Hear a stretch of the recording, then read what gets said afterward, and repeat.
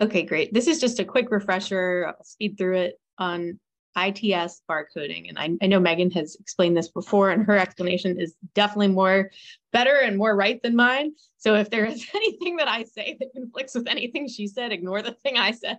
Okay. Definitely ignore it. But I think I can, hopefully dumb it down. So here's the parts that we do when it comes to sequencing. We collect the samples, we extract the DNA, we do PCR, we'll talk about what that is, and we do gel electrophoresis. What we don't do right now is actually sequence our own DNA. So we say we're sequencing this, but actually we're doing all the steps leading up to that, so we can then send it out to be sequenced relatively inexpensively. You could send something out for all of these steps, but it would cost a lot more. And it would not really be feasible on a large scale. Fungal DNA, this is just like a kind of a diagram of the sizes of genomes, right? So we're mammals over here, and we call a mega base pair is 1 million base pairs. So you can see that mammals, our genomes are larger than fungi, but fungi have pretty large genomes. So they're kind of from the tens to the hundreds of megabase pairs.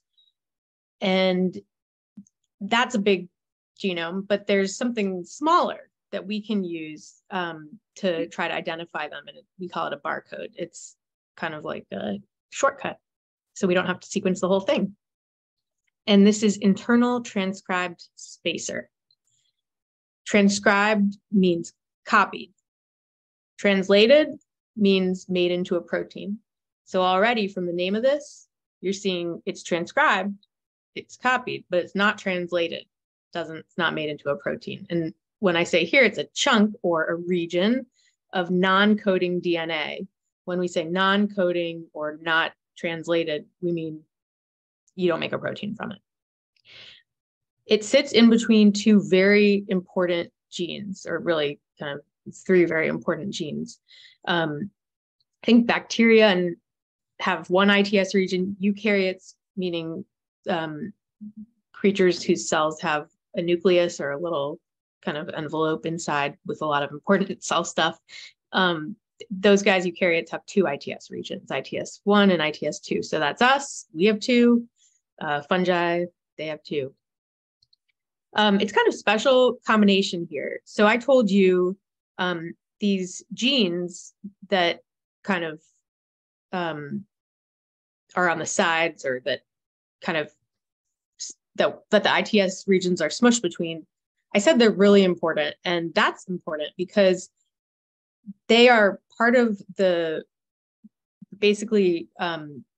part of what allows fungi to copy their own genome. So they're part of the RNA polymerase gene that makes the protein that allows these guys to copy themselves. That's like the most important thing you can do, is copy your own DNA. So you really wouldn't want to lose that. So because these proteins are so critical to, basically cell division, to growth, they're going to be conserved. They're going to be kept. If you have a random mutation, as happens all the time in evolution, where you lose this region, that guy's not going to survive, right? Because you can't survive if you can't grow and copy your DNA. It's just not going to happen. And that's important because we want the thing that we use for barcoding to be in all the mushrooms. It would be really bad if it was only in 10% of the mushrooms. So, but on the other hand, why don't we just barcode the gene for one of the genes for RNA polymerase protein? If you have a mistake or even a single base pair change in a really important gene like that, you're going to mess up the protein, and the protein's not going to work. You might. There's a good chance you might. I mean, you might not, but there's a good chance you might mess it up. If you change even one amino acid, or you could create a stop sign, and you could really make the protein different. And if that happens, if there's variation in this code, again, you're not going to survive. You're not going to hold on to it. So it wouldn't be a very good area to look at in all mushrooms, because it should be almost the same in all mushrooms, because it's so important for it not to change. The guys who had random changes in it are probably not surviving. So this non-coding area, because it is totally not important other than its location, but it doesn't code for anything, it's okay to have some changes in here. It's okay to hold on to some mutations in this. And in fact, there can be enough variability that we can use it to tell species and genera, multiple genuses, genera apart.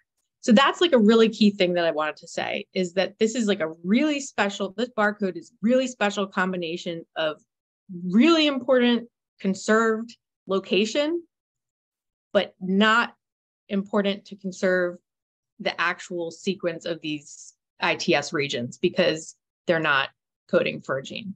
I hope that makes sense. If anyone has any questions about that, feel free to ask in the chat.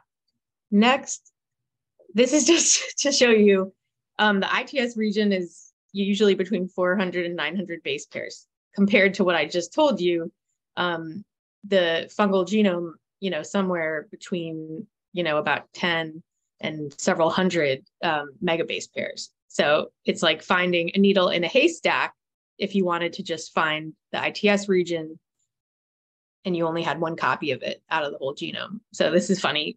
Cartoon found it. Congratulations. It only took you 65,298 seconds. That wouldn't work very well. So we solved that problem of the needle in the haystack with something called PCR. That's alphabet soup, because it's like always so many acronyms. That's polymerase chain reaction. And basically it answers the question, how do we isolate the small chunk, the ITS region or whatever chunk of DNA that we want to analyze? It's like finding a needle in a haystack. Well, what if we copied the needle 1,000,000 times? It might be easier to find the needle if there's only one haystack, right? So I thought this was a funny cartoon, but yeah. So we use PCR to amplify exponentially, just like rabbits. If you want to think about exponential growth, they breed and reproduce exponentially. That's probably what we all learned in elementary school about exponential growth. Yeah, I'm also referring to Kary Mullis because he invented PCR. So I was glad that Tom mentioned him. Definitely an interesting guy. This is the cover of his memoir, Dancing Naked in the Mind Field. Seems like an interesting read. He invented PCR in 1983, an excellent vintage, not long ago. There could be people here who were born in 1983. Big up. He got a Nobel Prize, and his company that he worked for gave him $10,000. That doesn't sound like a lot, even in 1983, even before all our inflation that we're living with. And they then sold the rights to Hoffman LaRoche for $300 million. So he wasn't very happy about that. He was apparently bitter about that for his whole life. PCR is a huge part of our lives. So it may sound really like kind of a wacky idea and a very sciencey thing, but actually we do it when we get COVID tests. We can even do it in some home COVID tests, the kind that you swab yourself and then send it off. The other COVID tests that we do in our house are looking for proteins, not for genes. So just that's the distinction. We also do it when we donate blood. So if I take blood from 100 different people, I don't want to, test each blood for HIV. So I'm going to put all the blood together in a big blood bath, and then I'm going to amplify HIV DNA. And if I amplify HIV DNA, I'm going to throw that blood out. That's how they do it. So really critical part of our lives. Before we do PCR, we take a little piece of a fungus, we put it in a tiny tube, and we can add chemicals or enzymes, and then we heat it up, and that breaks up the cells. The fancy word for that is lysis. And that's what we do. There are other ways to extract DNA. You can do it, with actual physical force by smushing it. And you can also do it in a clean way where you have to spin it down and siphon off the clean parts at the top. We do ours quick and dirty, which I feel like is pretty fun.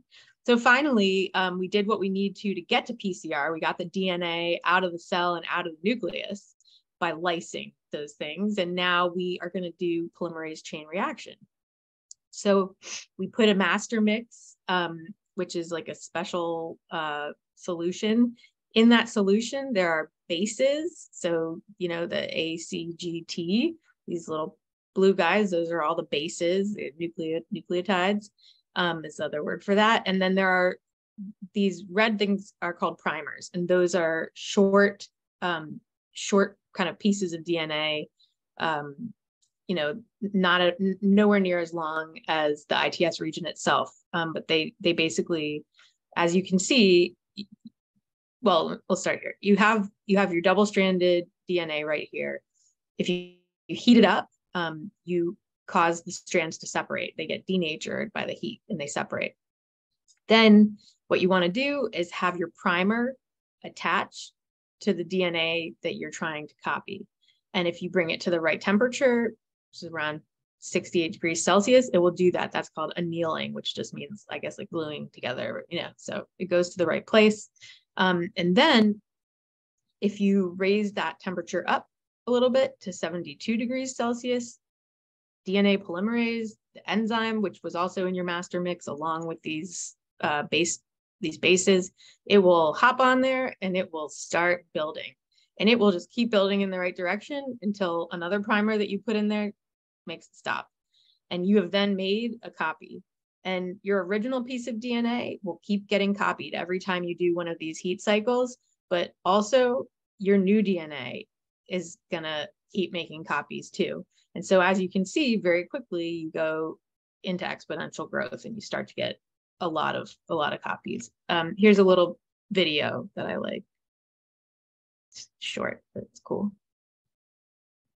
As you can see, the double-stranded DNA, the primer is hopping on with DNA polymerase. DNA polymerase elongated and it stopped, and now second cycle, same things happening, but not just with the original DNA, also with the new DNA.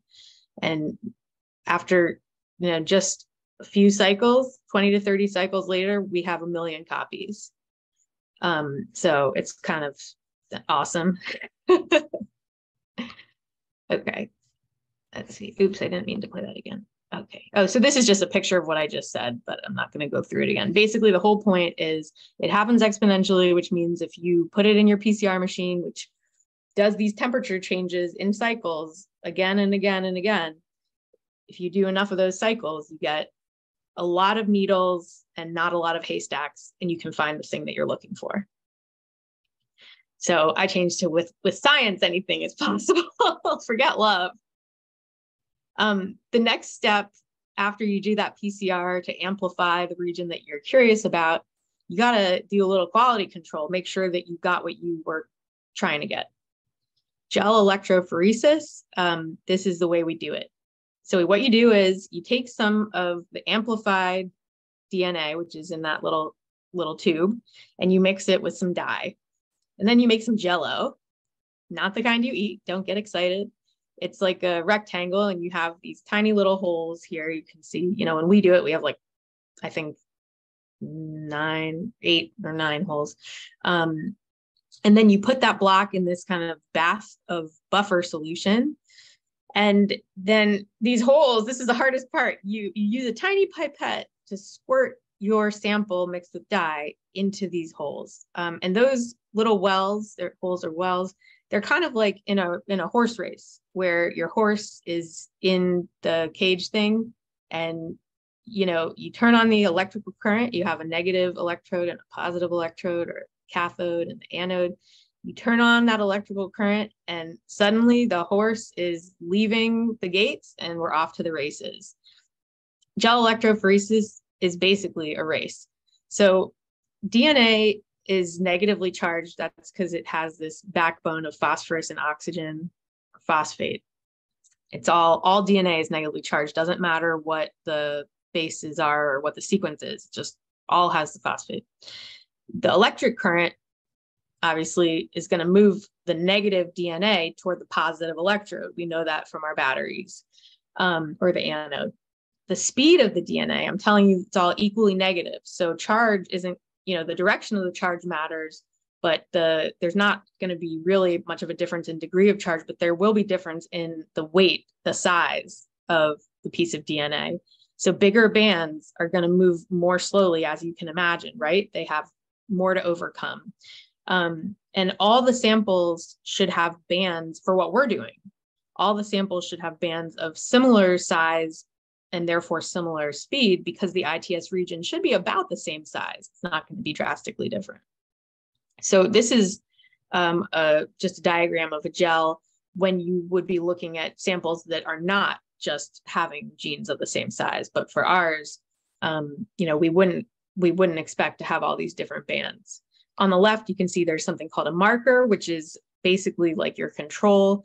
It makes this, it has basically pieces of DNA of different sizes, and it makes a beautiful, nice ladder. And you know what size each piece is. And so you have something to compare it to know what size you're getting. Here's a nice time lapse of gel. So it's like a race. They're going. And S here is the ladder or the marker. So you can see it's separating into those very nice bands, right?